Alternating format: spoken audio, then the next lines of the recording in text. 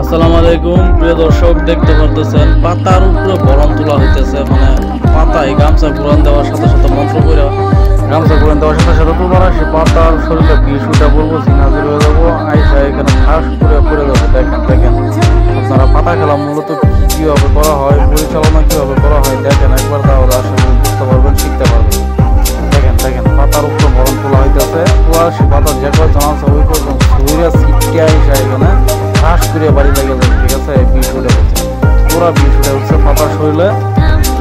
এই বিষ এখন এখানে পান মেরে আটকাই দিব যাতে না যেতে পারে। তারপর প্রত্যেক কবিরাজকে জিজ্ঞাসা করবো, দলকে জিজ্ঞাসা করবো ঠিকঠাক আছে কিনা। হ্যাঁ ঠিক।